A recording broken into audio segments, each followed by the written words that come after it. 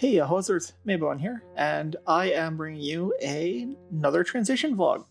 This is vlog number 3, and it's also for me, hormone replacement therapy day 0. So, yeah, I had an appointment with my nurse practitioner, who is basically my doctor. The only thing she can't do is stuff like prescriptions, and there's a doctor on hand to approve all of that, assuming that all the work has been done. So she's, for all intents and purposes, a doctor. It's something that they do here. Nurses do all the hard work anyways. I have many family members who are nurses, so shout out to the nurses, because you guys make everything run. And girls. So I got prescribed cyprotrone acetate. I'm on a very small amount of it, actually. Apparently it's very potent, and you can do smaller doses of it. So I'm on 12.5 milligrams a day, which is a quarter of this 50 milligram tablet.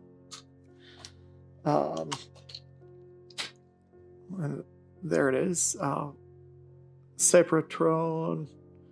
There's 8 of them in here, so it's a month's supply. Take a quarter of a tablet daily. Cutting those things is annoying. If you're ever cutting pills, use a sharp knife, or at least a very, very narrow knife. The first one I tried, I actually crushed it a little bit too much, and I was kind of huffing the powder from it off the table here. But don't use a butter knife. Use a sharp knife. So obviously I don't know any effects that are happening from this stuff, because I've only been on it since 2:30ish. And it's now 10 after 7. Yeah, I can't tell you what it's doing feels. But I can go over some interesting stuff. So cyprotrone is a testosterone blocker. It's not used in the United States, and it's used as an alternative to spirolactolin, I believe it's called. Everyone just calls it Spiro, or the radioactive helminths. A couple of people I know might call it that, because it apparently has a very distinct mint flavor, and it is a massive diuretic. This stuff being a massive diuretic is why I opted for cyprotrone, or Cypro, just because I have problems with diuretics sometimes. If I drink a cup of tea, after 5 or 6 o'clock at night, I'll probably be in the bathroom all night peeing. So I definitely don't want that. This stuff is easier on your kidneys but harder on your liver, basically. And it's a progesterone analog. So your body thinks that it's one of the female sex hormones, the one that actually regulates PMS. So it causes, it does a few things. It causes mood swings, essentially, like PMS. But that's okay. I'm usually a pretty stable person. And it also causes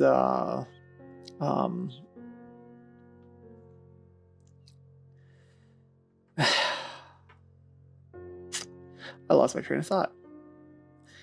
It causes PMS, and it also causes actually it helps in breast growth, and other things. There's not been a lot of studies. There's strong evidence to suggest that progesterone helps in feminizing the body, but at the same time, there's not been sufficient studies done to say one way or the other. So some people will tell you it does help, some people will tell you it doesn't. The truth of it is, there's evidence to suggest that it does, but it's never been tested. So go on it at your own risk, basically, and expense. But I'm going to go on it. My philosophy on this is I'm going to get one I'm not expecting to come out of this, super hot, but you get one chance at transitioning, and I'm going to do everything I can to get everything I can out of it. Basically, get to where I want to be. So yeah, I don't want the diuretic, and really 1,000. I think some people are on like 1,000 milligrams of Spiro, and I'm on, for now at least, until I go back and get more blood work done, 12.5 milligrams of Cipro. So that's a huge difference, and this was actually really cheap. My health insurance covered most of it, so I paid like $10 for a month's supply in the end, which is pretty good. It's not 100%. There's a dispensing fee and all that. So,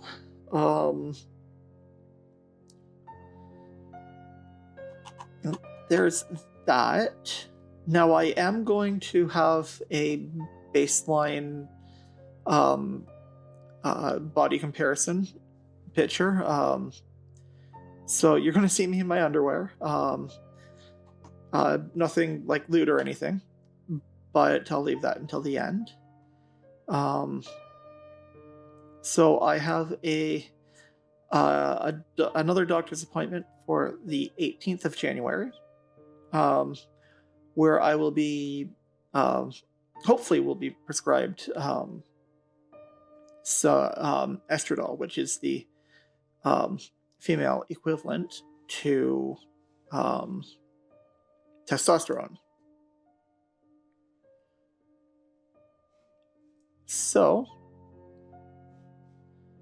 we're just going to look at some interesting things. All right, and here we are on some blood work. Now, I'm not sure what luteinizing hormone does. I know it's an important sex hormone. I just can't remember exactly what that one does. I know that prolactin is a very important hormone for me. It's one of the hormones that regulates breast growth.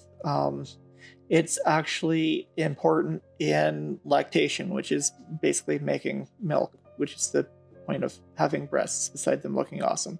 So I have this is how much I have. This is how much I should have if as a male not on hormone replacement therapy. So that looks pretty normal. An interesting fact, and when I learned this, I actually kind of cried legitimately, is that there's no physical difference between the breasts on a person born a male and breasts on a person born a female, or anything else. The breasts are exactly the same in every way except for their size. So 5 or maybe more than 5 years, some time ago, I actually learned about a cis man who, I forget the details of the story. You can go look it up, and this is well documented, where a cis man actually was able to get his breasts to produce enough milk to sustain his infant child. So there was a guy who was breastfeeding, and when I learned that, I kind of cried. Because it's like, wow, I can do this. This is something that I can do. That's amazing. I need to do this. Of course, I don't have a child to do that. But prolactin and stimulating prolactin production actually can induce that in men or women, of course. So prolactin is important. I guess I'm normal. Got to get that way up. And when you have a lot of prolactin, of course, your breasts start making milk, and that promotes not the fat in the breasts, but the actual um, the actual tissues that make milk. It gets that to grow, basically. So, and I'm looking for ways to increase that. Because I'll take everything I can get. Apparently, it might actually spike with the hormone replacement therapy.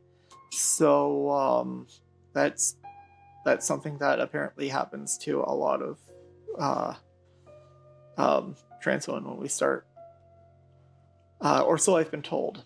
Now, testosterone is an androgen. It's the primary male sex hormone. There are other types of testosterone, but this is the one that's really important. Or there are other types of androgens. Testosterone is the one that's really important. So I have 17.9.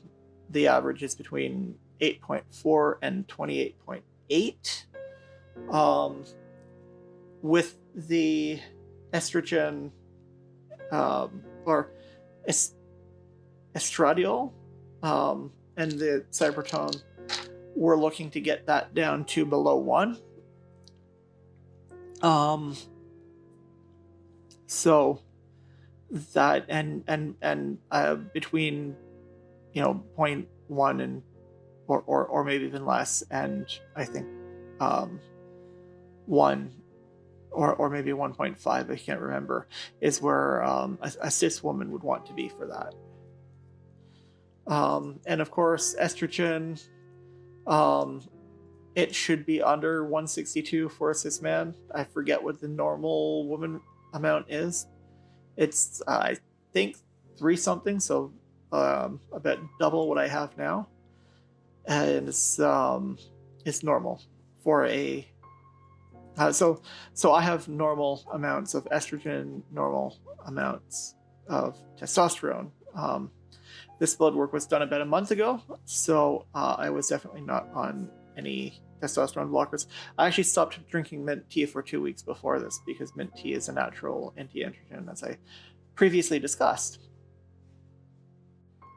All right, so here we go into the body comparison. So it's going to be up on the screen for a few seconds. Again, you're going to see me in my underwear for a few seconds. And it's I'm sorry for the strain on your eyes. I know that you'll all go blind with how ugly I kind of am. Hopefully I can take better care of myself, and when I'm done, you'll all be going blind by how beautiful I am.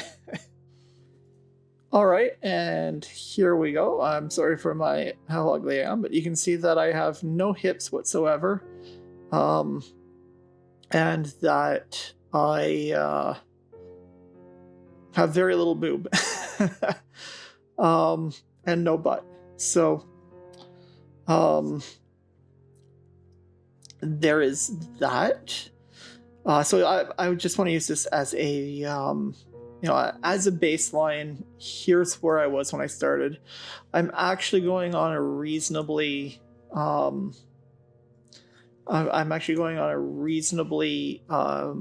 aggressive diet, both as part of transitioning and because I need to lose weight anyways. So I'm going to go on a pretty aggressive keto diet, probably closer to the end of the month, until either I've been on a full dose of estrogen for a month, or August rolls around, whatever, or my birthday is on August 20th. Whenever that rolls around, I will, whichever one comes first, I will go off the keto diet. Well, actually, whatever one. Actually, I'm probably just going to go on it until August, anyways. Whatever one comes last, I'm going to go on the keto diet. So if I have a full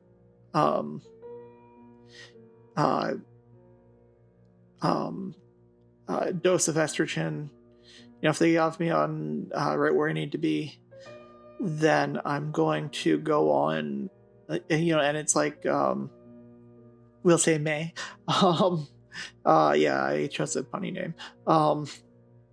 Then I'm going to stay on the keto diet until August.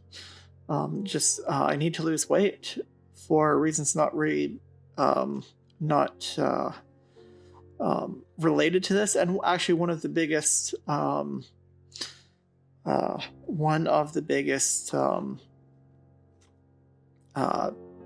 criticisms of a keto diet is that once you go off of it, you get back a fair amount of fat. I was considering going on a keto diet even before I decided to transition, and I was already trying to lose weight. So with this part is secondary, but when you go off a keto diet, you usually gain back a bunch of weight. The hope is that it all goes here and to my hips and butt, and stays off of here. Because really, other than here, I'm really actually I'm really actually quite okay everywhere else. Well, okay, there's this too. I want this gone. I want this gone. I want it all here, here, and here. There'll be a few other things that I'm going to be doing, of course, but this is mostly just for the hormones. So on my next appointment, I'll probably do one or two more videos in the meantime. I'm going to be doing the body comparison videos monthly. So the next one will be a week and a half on hormones, probably, maybe 2, and it'll be done in the first week of February. So that one will probably be not much different. And then we'll see how things progress every 4 weeks, essentially. So yeah, it's a new year. It's a new me. Well, it's the same me, just different out here. Different in name and appearance only. Well, for the most part, little minor things. Wearing stuff like this shirt. I still suck at talking, right? I'm blessed with a high-pitched... Well, I'm blessed with a very high-pitched voice for someone born a man. But I still need to learn how to talk properly as a woman. But it's at least a better starting point.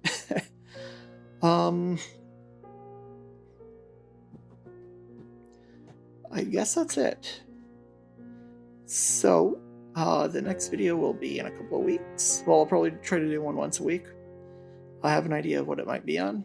I'm going for laser in 2 days on the 4th, so get rid of more of this stuff.